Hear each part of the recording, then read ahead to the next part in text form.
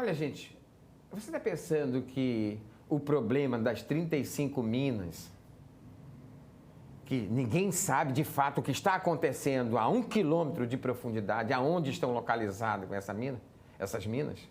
A gente sabe que a 18 desmoronou uma parte, aquela que fica dentro da Lagoa Mundaú. E o restante da cavidade? Os geólogos estão tentando nos explicar. Outra coisa interessante, não afeta só Pinheiro, Mutange, Bebedouro, uma parte do Farol, Bom Parto. Não. Tem repercussão nos 13 municípios da região metropolitana. A nossa convidada de hoje, ela já esteve aqui. Ela, por legislação federal, ela está comandando esse Plano de Desenvolvimento Integrado da região metropolitana de Maceió, que compreende 13 municípios. Regina Dulce Lins, que tem doutorado, gente, em assuntos urbanos na Inglaterra, especialização no Canadá, mestrado também aqui e pós-doutorado no Brasil. Então, o governador não chamou uma pessoa simples para coordenar esse plano de desenvolvimento integrado da região metropolitana. Chamou uma pessoa que conhece do assunto. E eu já começo, primeiro, agradecendo a senhora por estar aqui pela segunda vez, dizendo que é sempre uma honra entrevistá-la. E já como uma provocação, eu comecei dizendo que não afeta só a região metropolitana de Maceió. Estou errado? Ou essas 35 minas da Braskem têm repercussão econômica, social e geológica na região metropolitana? Boa tarde, Arnaldo. Boa tarde a todos. Boa tarde, boa noite e bom dia, porque isso vai passar em vários horários. Então, boa tarde, boa noite, bom dia a todos e todas os ouvintes.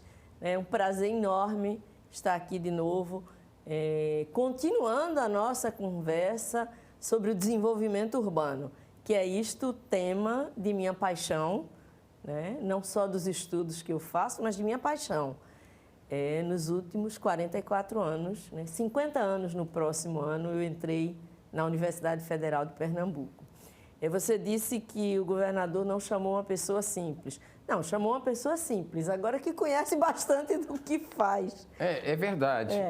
O que eu quis dizer é porque, normalmente, numa composição de gestão de um executivo, né, se busca as melhores cabeças. Então, a senhora não está aqui porque está ligada a um partido X e Y, não. Estamos diante de uma pesquisadora nacional. Nisso você tem razão. Eu não estou ligada, e isso eu gosto de reforçar. Eu tenho uma posição política, mas eu não estou ligada a nenhum partido. A senhora está como desenvolvendo uma política de Estado, né? Neste momento, eu estou aqui convidada pelo Estado de Alagoas pelo currículo que eu construí. E aquele currículo é que me habilitou a receber o convite para coordenar uma equipe. Então, eu sempre esclareço que eu não faço planos.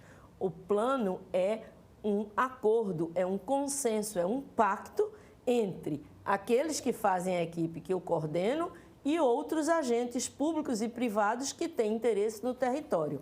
Então, o meu papel é coordenar esse esforço que é fazer este plano. Essas 35 minas, elas têm repercussão no plano nos planos dos 13? Porque nenhum dos municípios tem um plano diretor, né? Não.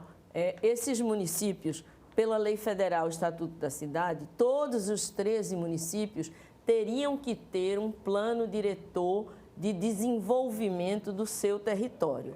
Nenhum dos 13 municípios da região metropolitana tem este plano diretor atualizado. Nem Maceió? Nem Maceió. O plano de Maceió está vencido desde 2015, não quer dizer que ele não tem a capacidade legal de determinar o que se pode ou não se pode fazer, mas ele está vencido. E esta cidade é outra. Então, pense... Quer dizer que esse plano ele começou a ser... Como um plano diretor de uma cidade, ele equivale por 10 anos, né? Esse daqui ele foi aprovado em 2005, ele iniciou seus trabalhos, se não me engano, em 2003, 2004, foi aprovado em 2005 e vence em 2015. Vence no sentido de que ele deveria ter sido revisado.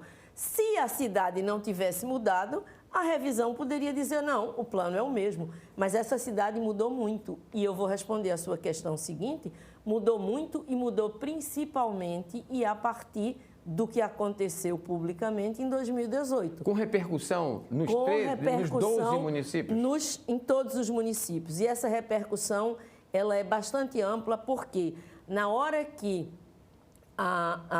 o crime, agora eu posso chamar sem nenhum problema de crime socio-urbanístico ambiental da Braskem. Quer dizer, não é um problema geológico? Não, não é um problema geológico. Ele é um crime socio-urbanístico ambiental. Posso chamar crime porque eu tinha uma certa... eu ficava constrangida. Porque como é que eu chamo algo ou alguém de criminoso se não foi julgado? Para que alguém seja condenado, tem que ser julgado. Parece-me que este processo não chegou ao fim.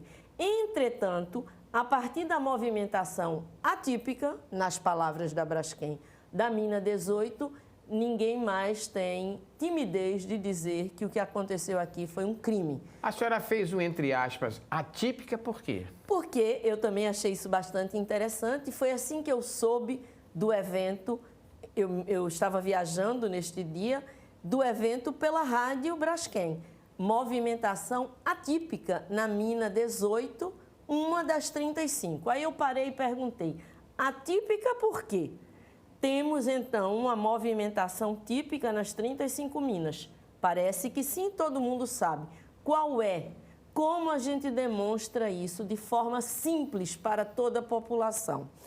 E se a movimentação típica segue um caminho, de repente a atípica segue um caminho diferente.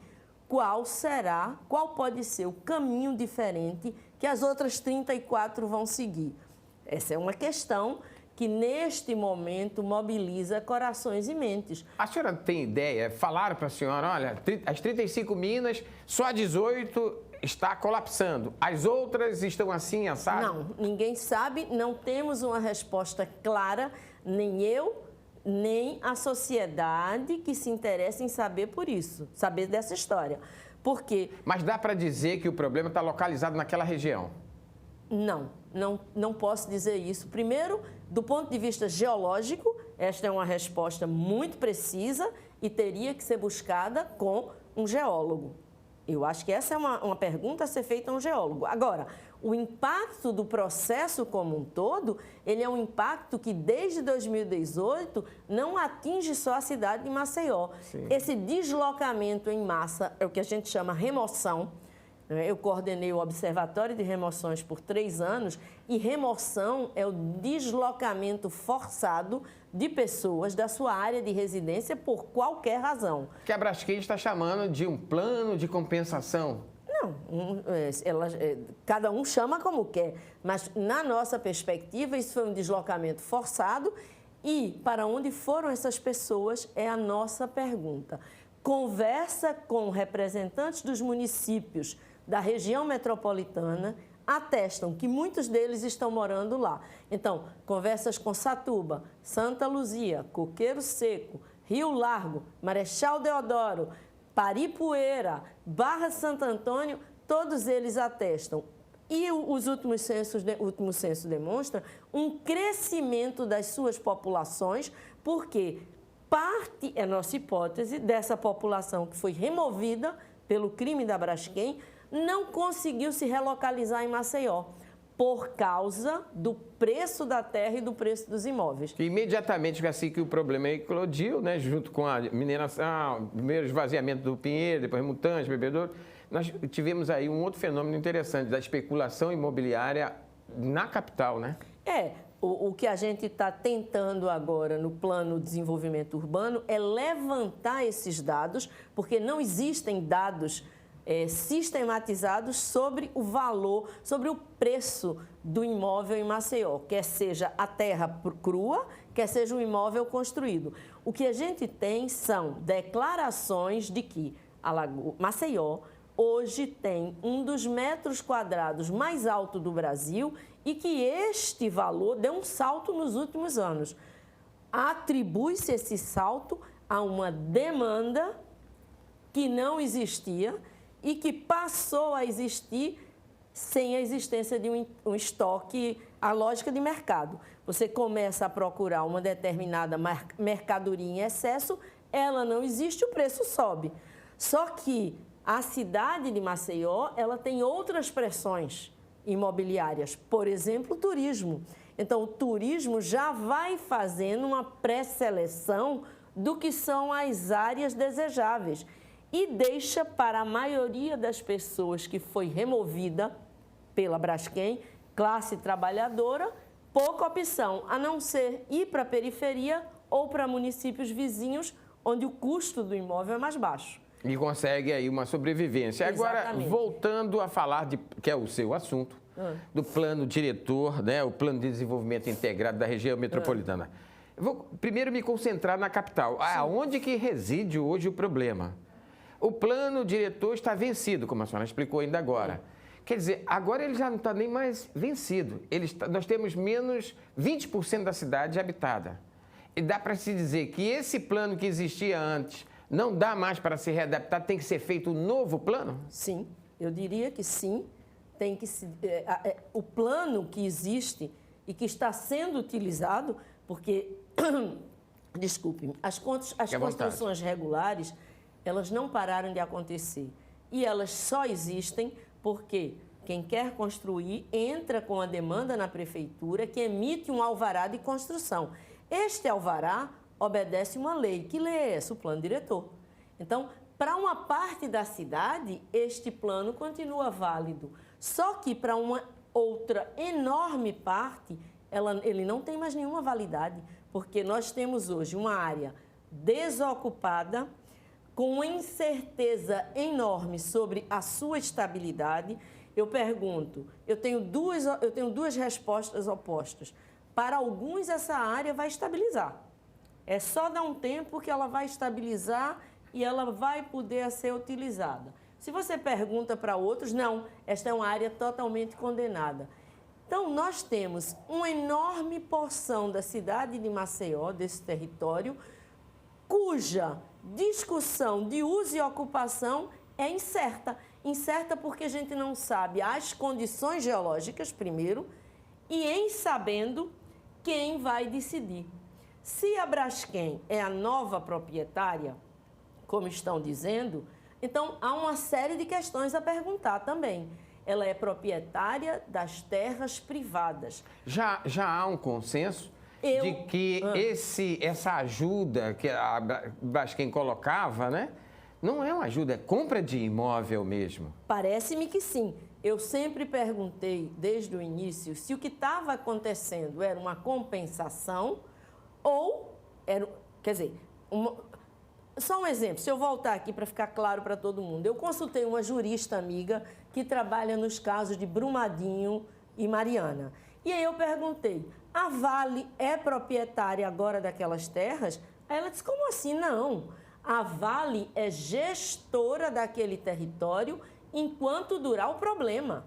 As terras continuam tendo proprietários privados e continua tendo um proprietário público, que é o setor público, ou município ou estado, dependendo da situação. Então, aqui em Maceió, esse processo é diferente. Parece-me que é diferente. Parece-me, por isso que é interessante que uma discussão mais ampla, eu trouxe um colega jurista aqui, que mora em Londres, Edésio Fernandes, que emitiu um parecer esse, inclusive, que fundamentou o pedido da CPI pelo senador Renan Calheiros. Eles nem se conhecem, mas o senador leu o parecer que o Edésio Fernandes, que é um jurista que trabalha com direito urbanístico, e ele me perguntou, Regina, eu gostaria de entender esse processo de compra, porque me parece complexo. Em tese, a Braskem seria a gestora do território privado enquanto durar o problema. Numa reunião com o governador, não querendo te interromper, mas interrompendo o seu raciocínio, numa reunião, o deputado federal, um deputado federal, disse que o próprio pai foi vítima da situação. Né? E que numa das cláusulas da compensação financeira estava lá a transferência do imóvel. Então ele definiu claramente. Então, há uma mobilização hoje dos gestores municipais, dos gestores estaduais, para rever esse plano de compensação e devolver os imóveis aos seus legítimos proprietários, que receberam aí uma compensação para sair. Como é que a senhora entende, já que a senhora coordena o plano diretor, o que está acontecendo? Não, é uma situação confusa. Agora, veja, eu acho que a gente tem que pensar por partes. Porque se a Braskem hoje é a proprietária, ela é responsável também pela gestão desse imóvel privado. Se isto retorna para os antigos donos, sem se resolver o problema da área, a gente tem que discutir como é que vai retornar. Imagina, eu tinha um terreno lá que não tinha problema. De repente tem um problema, eu repasso para a Braskem e ela é responsável por tudo. Aí, de repente, não tem mais, volta para mim, eu que sou responsável se acontecer alguma coisa. Então, tem um processo aí no meio que é gestão do desastre, que a responsabilidade é da Braskem, não do proprietário que tinha aquela terra ou que tinha aquela casa. Primeira questão é essa. É uma questão extremamente confusa, porque no caso de Brumadinho e Mariana, a Vale não é proprietária, ela é gestora do território privado enquanto dura lá o processo. Eu estou simplificando. E a segunda questão é que, no nosso caso, que é urbano, a Braskem não é proprietária das áreas públicas. As áreas públicas são propriedade da prefeitura. E a prefeitura não pode desalienar ou dizer que é assim do... Não. O deputado, eu não queria citar o nome dele, mas eu vou citar aqui, que é o deputado Rafael Brito, e a vítima é o pai dele, o deputado Rafael Brito, do MDB. Ele disse que o que ocorreu de fato, e o próprio delegado da Receita Federal recentemente emitiu um parecer numa matéria que eu escrevi no final de semana, de que o contrato, na verdade, é um contrato de compra de imóveis. Tem lá as cláusulas que a pessoa está recebendo um dinheiro e está dando. No planejamento urbano, o que está se discutindo hoje dentro do Executivo Estadual é que essas áreas retornem, elas não vão poder mais ser ocupadas. Não é? Como é que o planejamento urbano vê essa questão? É uma crise? É uma crise porque, veja, de novo, nesses últimos 7 dias, a criatividade urbanístico-ambiental foi abundante. Então, houve uma sugestão que me parece, eu não sei se ela é real ou não, veio do IMA de transformar aquilo numa RPPN. E pode? Não. Aí vamos lá, raciocinar. Se a Braskem é a proprietária única e exclusiva daquele patrimônio privado, para ela ser a proprietária única e exclusiva, ela vai ter que ter um registro imobiliário, RI. No Brasil, só é dono quem tem RI, registro imobiliário. RPPM quer dizer? É Reserva do Patrimônio Privado Natural. No caso, está reconhecendo que a Braskem é dona. Que é a dona. E aí eu pergunto, bom, se reconhece que a Braskem é a dona, ela remembrou todos aqueles lotes. Remembrar é um processo de capacidade, competência municipal, em que você, Arnaldo, muito rico, compra 20 lotes e quer transformar num. Gostaria muito. Gostaria muito. Você tem que entrar com um processo na prefeitura para remembrar. Ou seja, seus lotes que antes foram desmembrados, agora eles são... Se a Braskem fez tudo isso, ela tem um registro imobiliário. Ela paga IPTU, a prefeitura agora, né? Porque eu pago IPTU. Há um decreto que já foi discutido numa reunião no Palácio com o governador e sua equipe, com membros da prefeitura de Maceió, que houve um decreto isentando, quando o problema eclodiu, quando o problema veio à tona, de que aquela região está isenta do ITBI e do IPTU. E eles estão defendendo que voltem, no caso a Braskem, que é dona, agora pague por isso. O que a senhora acha disso? Eu acho que é, no mínimo, razoável que a Braskem pague o IPTU, se ela é proprietária agora daquelas terras. Agora, uma questão que a gente discutiu era transformar aquilo numa reserva do patrimônio natural. A senhora falou que são 4 opções, a segunda? Não, essa primeira. Aí a primeira pergunta que eu faço, bom, por ali passavam um dos eixos metropolitanos mais importantes dessa região, por onde circulava o VLT. Na hora que isso for uma RPPN, o que vai acontecer se estabilizar? Não vai poder mais passar? Porque na RPPN, Você não pode fazer determinado tipo de uso. Então, a cidade e a região metropolitana, toda essa ligação via Lagoa, que era fundamental, vai ser impedida? Essa é uma questão. A outra proposta que eu vi ontem de noite, ainda não consegui conversar com a equipe do governador Paulo, que me pareceu uma discussão alternativa interessante, foi uma desapropriação estadual e ele vai citar um parque. O próprio governador, num pronunciamento claro e objetivo, Sim. primeiro desfez um problema geológico. Está falando em crime ambiental, como a senhora está dizendo também, é crime Sim. ambiental. Já acabou com essa conversa. E fala em desapropriar aquela área. Sim. Claro que vai ter que ser acionada a justiça por isso. Sim. É possível? É possível, sim. Agora, é isso. De novo, acho que não tem solução única e que saia de uma cabeça iluminada. Acho que o governador apontou uma saída muito interessante, mas é uma saída que tem que ser consensuada. Porque, pensa, depois você tem uma área desapropriada, ele sugeriu um parque estadual. A gestão do parque, ela tem um custo, ela tem uma implicação, ela precisa de uma série de insumos e instrumentos para que aquilo de fato seja um parque e não seja uma área qualquer que sobrou, ficou abandonada. Que é como está no momento, né? Que é como está no momento. Então, assim, é um tema complexo. Todas as mentes, todos os corações têm propostas. A senhora falou em 4 opções. Qual seriam as outras 2? Não, eu falei, na realidade, 4 eu não vi. Eu tinha ouvido essas 2 que circularam essa semana. Agora, na minha perspectiva, qual era a solução mais sensata? Quero saber também. Sentarmos todos na mesa. E quando eu digo todos, são todos os municípios afetados. Quando eu digo municípios afetados, pensa, a Lagoa Mundaú, ela é parte de um complexo estuarino-lacunal, Mundaú-Manguaba. Ela não envolve só Maceió, Coqueiro Seco, Santa Luzia, não. Ela envolve todos os outros municípios que se articulam nesse complexo. Pilar, Marechal Deodoro, para um lado, Barra de São Miguel, Rio Largo, todo esse conjunto que a gente chama região metropolitana precisaria sentar para discutir uma solução de consenso. Por quê? Porque as pessoas que saíram de lá moram fora de lá agora, mas continuam trabalhando no polo. Maceió é polo não porque é melhor, mas é porque ela é a capital do estado de Alagoas. Regina. É a sede do poder político e econômico. E as pessoas passam a circular, mas sem ter um sistema de mobilidade que é fundamental e que foi destruído também nesse processo. A direção de TV me fala que eu tenho 10 minutos e eu quero aproveitar o máximo dessa aula que você está nos dando e você ocupa uma posição importante de tentar, você deixou bem claro para nós que os 13 municípios da região metropolitana de Maceió não têm um plano diretor.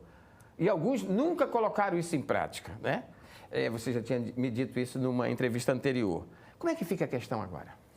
A questão agora é que nós estamos fazendo, o governo do estado, por meio do Plano de Desenvolvimento Urbano Integrado, está fazendo esse esforço, que é um esforço cooperativo. Nós estamos fazendo reuniões semanais com os municípios.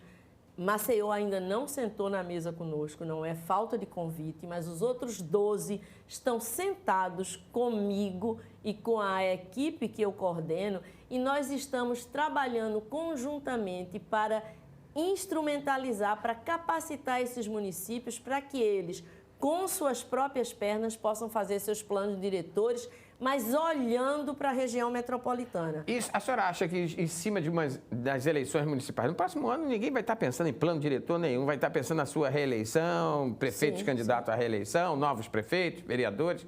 Esse plano teria que entrar em prática quando? Para cada município tem um plano, não é isso? Não, mas vamos por partes. O Plano de Desenvolvimento Urbano Integrado, ele vai ser entregue à Assembleia Legislativa em abril. É a lei, ele tem que se transformar em lei. Mas os municípios até lá vão ter, pelo menos, suas capacidades melhoradas para elaborar os seus planos? Elaborar os seus planos diretores. A gente sabe que no próximo ano, o ano de eleição, isso não vai acontecer. Então, a gente vai ter que esperar essa lógica do Brasil, de a cada 2 anos os processos param por causa da eleição, é o que temos, é um fato, se eu concordo ou não.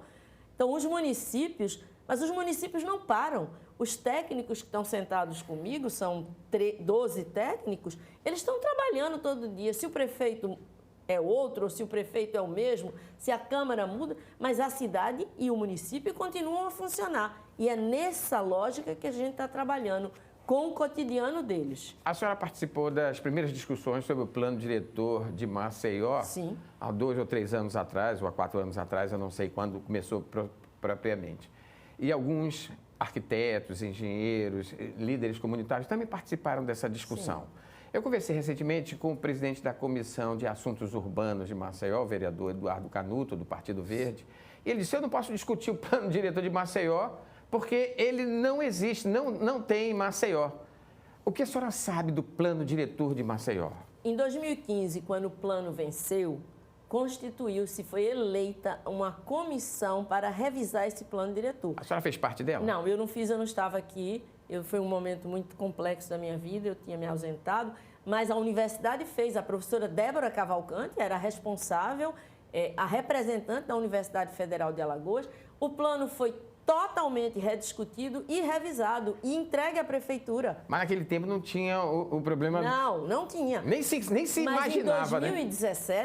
Em 2017, a prefeitura recebeu desta comissão de revisão do plano diretor, o plano diretor revisado. Por que aquele plano diretor revisado não foi encaminhado à Câmara? Eu não sei.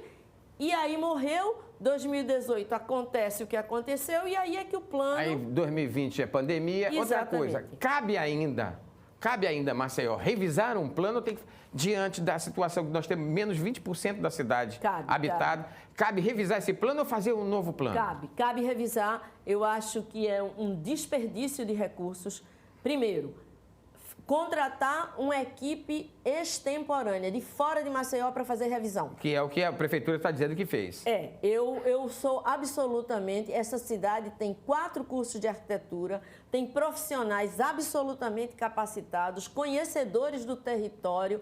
Então, esses profissionais têm competência e condições de fazer essa revisão. Segundo, você fazer um plano do zero quando você tem este recurso já construído. Não é que este plano ele seja desprezível, totalmente defasado. Não. Qualquer plano é uma política pública. E uma política pública precisa ser avaliada antes de que uma nova política seja colocada em lugar, entendeu? No seu lugar. Então, não tem sentido fazer um plano novo ignorando o plano que temos. Nós temos aí, ele está falando que meu horário está estourando, né? Eu tenho 3 minutos pela frente, eu quero aproveitar ao máximo esses 3 minutos. Aproveite. Nós não temos plano diretor nos 13 municípios da região metropolitana e muito menos na capital. Não temos, efetivamente não temos, né? Atualizado, não. Qual a importância de um plano diretor para uma cidade? Evitaria um problema como esse da Braskem? Olha, talvez não evitasse, vamos lá. Problema não, crime ambiental, melhor corrigir a fala. Talvez não evitasse, veja, porque essa questão da Braskem é uma questão que estava definida lá atrás. A decisão de instalar a Braskem naquele lugar é uma decisão complexa que criou seus próprios conflitos lá, mas o Brasil era outro. A decisão foi uma decisão do governo federal que naquele momento tinha como governador do estado e prefeito seus indicados. Então, nós estamos, só um minutinho, é bom falar, ela está falando de uma época que é 1970. Época, 70, que é a época da ditadura militar ainda no país. Agora, o plano diretor, então, a história das minas, eu dei uma entrevista essa semana dizendo que naquele momento a questão da instalação não foi as minas, era a possibilidade de poluição do complexo estuarino lacunar, não é? Se o plano diretor poderia ter previsto isso ou não, não. O plano diretor não tem essa capacidade. Não tem essa capacidade. Aquilo ali é algo de uma outra natureza.